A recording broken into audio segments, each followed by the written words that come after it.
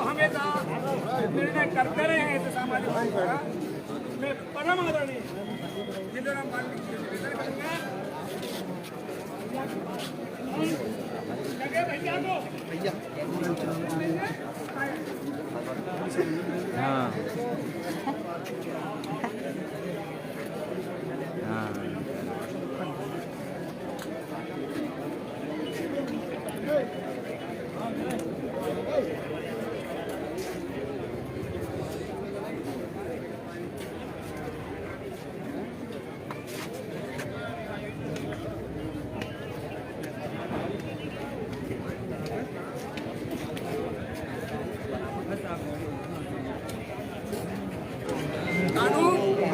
से हम लड़ाई लड़ रहे हैं।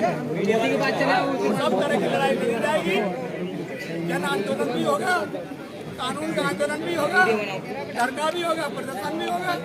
जो आवश्यकता अध्यक्ष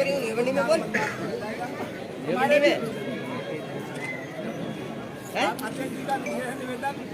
क्या हो गया? बोल। मैं अपनी श्रद्धांजलि अर्पित करें। मैं बात करा तो अभी आ रहा हूँ 2 मिनट में आ रहे हैं बस खाली।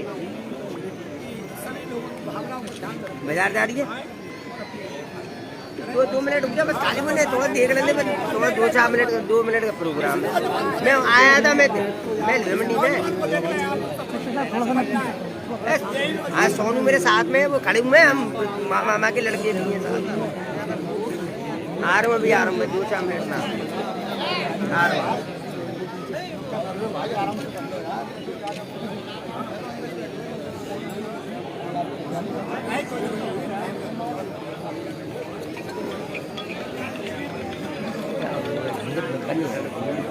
चल रहा है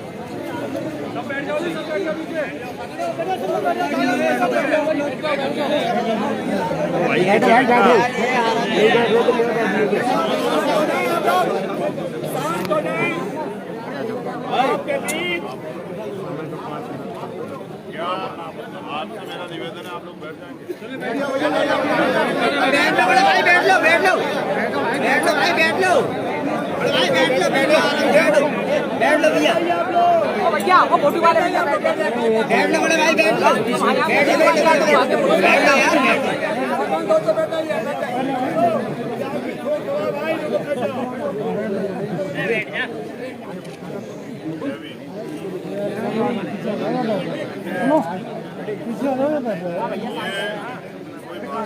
किसी का अवसर नहीं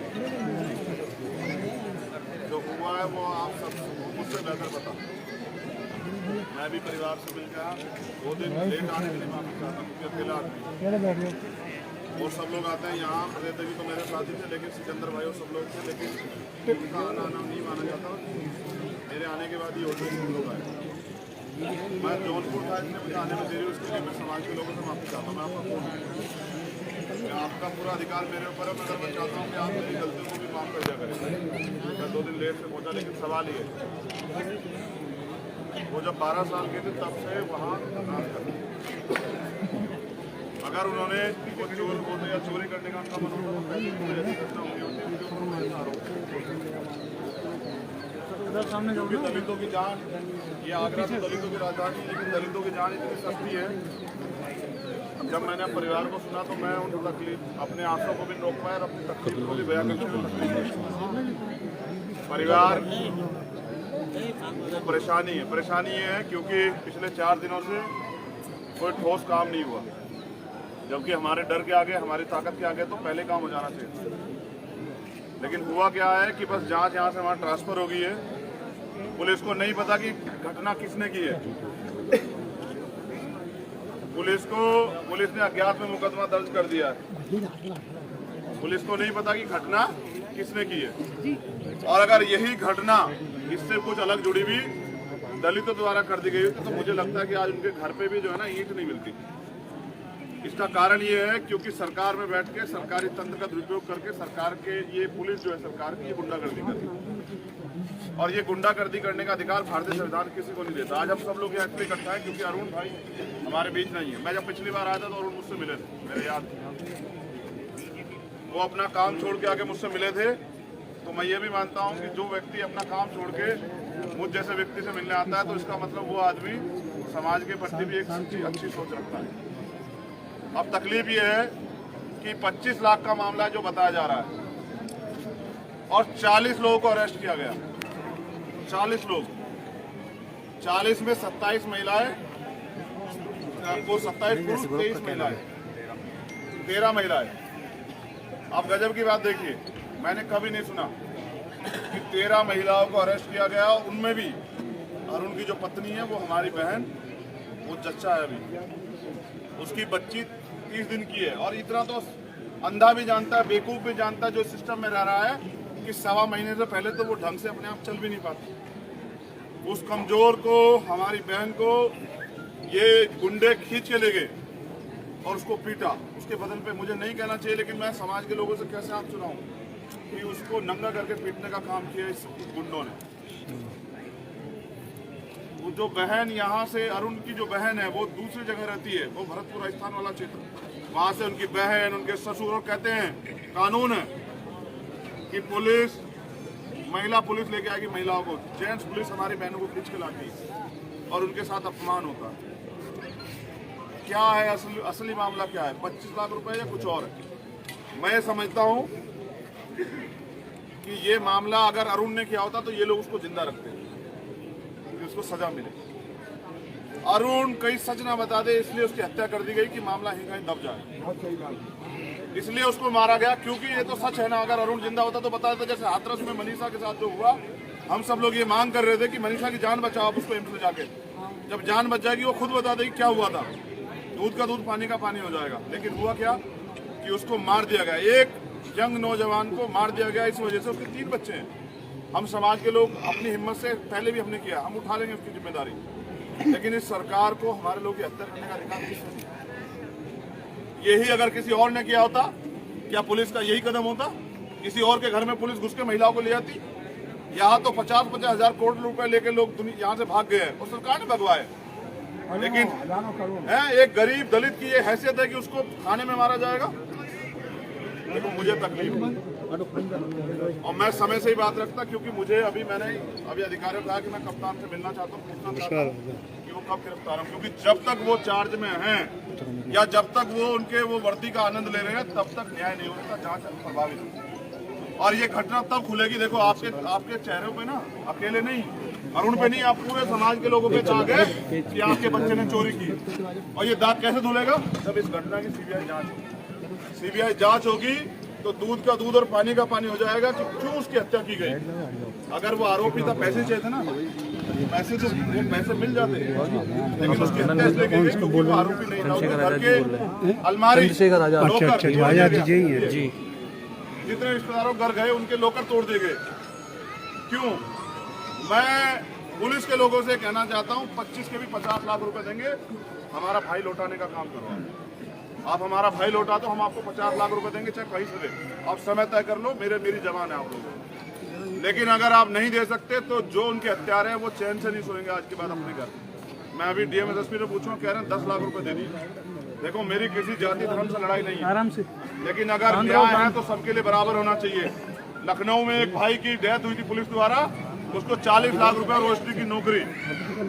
अभी गोरखपुर में मनीष भाई की डेथ हुई, उनको 40 लाख रुपए रोस्ट्री की नौकरी और एक दलित की हत्या हुई तो 10 लाख रुपए, वो भी SC ST एक्ट कंपनसेशन के पैसे तुम क्या दे रहे हो? तुम्हारे लोग हमारी हत्या करेंगे, उन 3 बच्चों को कौन पालेगा? एक बच्ची 1 महीने की, दूसरी बच्ची 3 साल की, उसका बेटा 4 साल का है। आप और समाज के हम लोग जानते हैं कि हम रोटी कैसे कमाते हैं, आप तमाम लोग जानते हैं कि आप मेहनत मजदूरी करते हैं, गंदगी उठाते हैं, तब जाके अपने बच्चों का पेट पालते हैं। उन बच्चों को कौन संभालेगा? इतना सा घर है उनका, उसी घर में वो सब लोग रह रहे हैं। और अगर हक की बात कर रहे हैं तो पुलिस घेरेबंदी करके बैठी। सुनो भाई, इंटेलिजेंस LIU के लोग यहाँ देखो, हम संविधान को भाई कह रहे थे, हम संविधान को मानने वाले लोग हैं, वरना अब तक तुम्हारी इसकी SSP आवास की, DM आवास की ईंटें खींच लाते हम यहाँ। ये हमारी राजधानी है, ये हमारी कमजोरी नहीं है, ये हमारी ताकत है, हम संविधान को मानते हैं। वरना 1600-1700 का फोर्स है आपके पास जिले में, इतने तो हमारे बच्चे यहाँ घूम रहे हैं गली में, तुम्हारी एक ईंट निकाल लाते। लेकिन हमें चाहते हैं कि संवैधानिक दृष्टिकोण से न्याय, इस घटना की CBI जांच होनी चाहिए। CBI जांच नहीं होगी तो आपके सर पे जो, माथे में जो दाग लगा है ना, इस परिवार पे जो दाग लगा है वो खत्म नहीं हुआ कभी। हमेशा उसके बच्चों की तरफ आने वाली पीढ़ियों में भी जब वो बड़े हो जाएंगे तो कहा जाएगा कि इसका बाप चोर था। ये दाग आप सब लोगों के ऊपर है, तो इस घटना की सीबीआई जांच होनी चाहिए। उसके बाद उसकी हत्या जिन लोगों ने की वो चैन से क्यों सोएंगे? जब हम लोग चैन से सो रहे, हमारे आंसू नहीं सूख रहे हैं, तो वो लोग क्यों सोएंगे चैन से? और जो अपमान हमारी बहनों का क्या कोई लौटा देगा? मैं फिर कह रहा हूँ, आपको आप आबादी के हिसाब लगता है आप ताकतवर है, लेकिन आपकी हैसियत नहीं है। अगर आपकी हैसियत होती तो अरुण को वो लोग ले जाते, लेकिन आपके परिवार की बच्ची को किसी को उठा कर नहीं ले जा पाते। आप समझ रहे हैं? आपकी हैसियत नहीं है, आप सिर्फ आबादी में ताकतवर हैं, बाकी और कोई हैसियत नहीं। क्योंकि जिनकी हैसियत होती है ना, उनके घर में नहीं घुसती पुलिस। आप सब चीज जानते हैं। नहीं, वो सही कह रहे हैं, वो बिल्कुल सही कह रहे हैं। अगर ये कोई और होता तो गुलदस्ता ही जाता, लेकिन ये आपका खून है, इसलिए इसका कत्ल किया गया। लेकिन हम चुप नहीं बैठेंगे। मैं पूछूंगा अभी, अगर एसएसपी, डीएम और सरकार को भ्रम हो कि हम कमजोर हैं, तो मैं जवान दे रहा हूं समाज के लोगों के बीच में। सब चीजें एक तरफ, राजनीति वाजनीति वहां मैं बाहर रख के आया था। ये मेरा, मैं इस परिवार का खून हूँ, मैं समाज में जन्मा हूँ। इस सरकार की ईंट सीट बजा देंगे और प्रशासन लोगों को दफ्तर में नहीं बैठने देंगे। उसका ताला मार के उनको वहां बिठाएंगे जैसे हमारे लोग बैठे। हम यहाँ बैठे हैं ना, ऐसे बैठना पड़ेगा उनको। आप जानते नहीं क्या, किसी और का मामला तो उनकी पंचायत होती, पुलिस जाके बैठती है नीचे, और हमें, हमारे लोगों को 10 लोग आ जाओ, 20 लोग क्यों आ जाओ?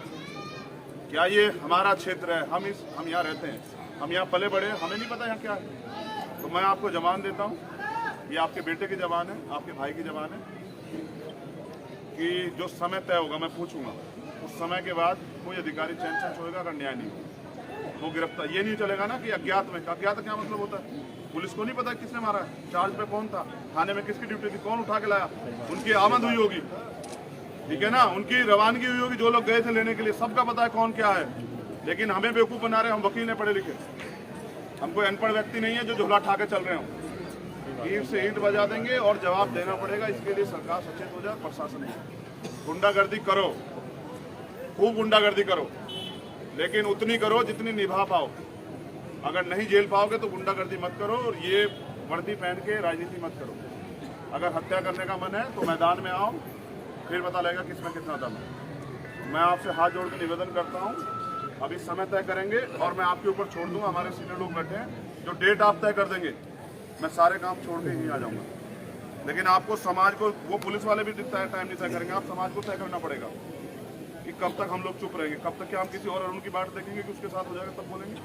आप समाज के लोग, ये पंचायत है समाज की, या हम लोग उसको नमन तो कर रहे हैं, फूल तो चढ़ा रहे हैं। आप तय करके समय डेट दो, और आपकी डेट पे हम खून पसीना देने के लिए तैयार है। आप समाज के लोग बैठ के अभी 5 मिनट में डेट दे दो कि चंद्रशेखर भाई इस दिन आना है।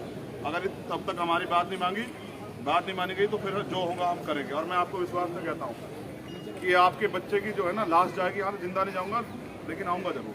सारी लड़ाई छोड़ के आऊँगा, सब कुछ बंद करके आऊँगा, लेकिन लड़ूंगा।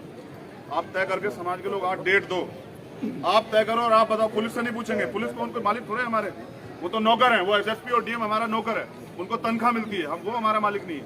आप हमारे मालिक हैं, आप डेट तय करो और उस डेट को हमें घोषित करो, और आपकी जबान पे हम लोग अपना सब कुछ लौटा देंगे। आप तय करके बताओ, मैं बैठा हूँ। मैं उससे बाद में मिलूंगा, पहले आपसे पूछ रहा हूँ। आप डेट तय कर दो, बहुत हो गया। कभी कहीं कभी कहीं कभी कहीं, रोज रोज की ये घटनाएं जो है ना, अपने लोगों को मरने के बाद क्या करे, इसके अलावा चिल्लाने के अलावा क्या करे बताओ।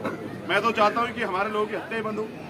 इसलिए मैं आपसे कह रहा हूँ, आप बैठ के निर्णय लो पंचायत में, और जो आप निर्णय लोगे हम लोग उसको शर्माते रखते उस तारीख पे खड़े होते हैं।